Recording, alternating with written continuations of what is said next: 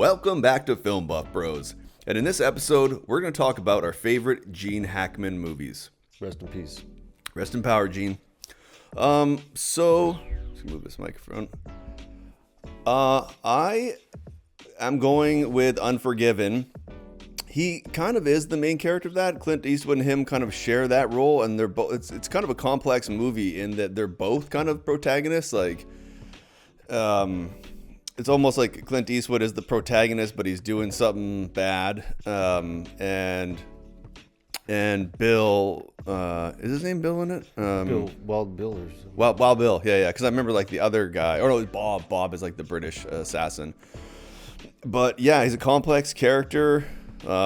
He's likable, he's like fun. He's just trying to retire and like live his life. And then, these assassins are coming to town and like rapists or, a guy who like beats up a woman and cuts her up. And yeah, I don't know. He's very likable, and then just like rough around the edges. And he does a lot with the role. He can phase a lot in the role. For example, like kind of being playful with like the writer. He shows his like serious side.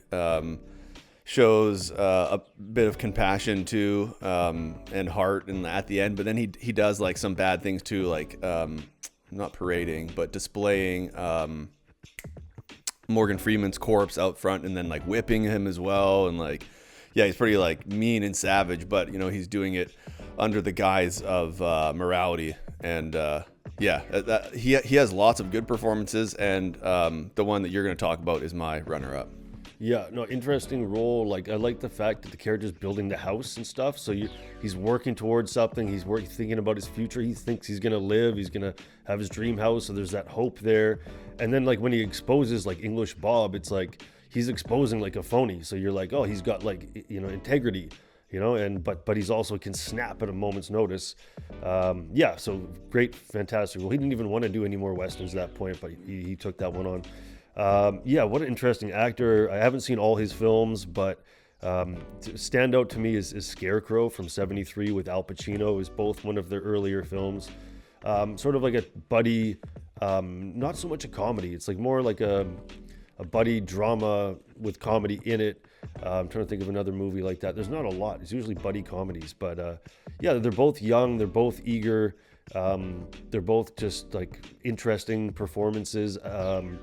And it's like it's a journey film too, but it's also kind of an aimless film. Like it starts off with them both hitchhiking, and it kind of ends in aimlessness too. But definitely one of his great younger performances. I prefer younger Hackman, and I think I never really got into Hackman that much because of his new stuff. But once I started to go back, and the runner-up for me is Night Moves, because he plays a detective again, just super.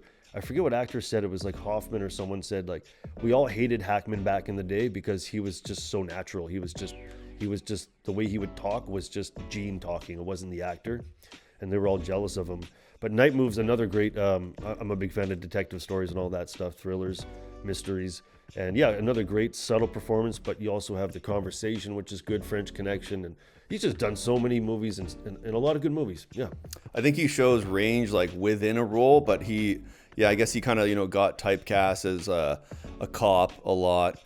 And and he would do like comedy mixed with, obviously Loose Cannons is not like a drama at all, but there's like some serious aspects to it. For example, like Dan Aykroyd is like, he has PTSD from being tortured by Colombians when he was working like undercover. So there's like some serious things in it, but it's obviously like more of a buddy cop comedy than anything else. But back to Scarecrow, what I really like is their friendship is very like rocky. Like Al Pacino is trying to be friends with him at first. Gene Hackman doesn't have anything to do with them, and then it goes to like them learning from each other and like trying to like support each other to when they're back in prison, they have a falling out.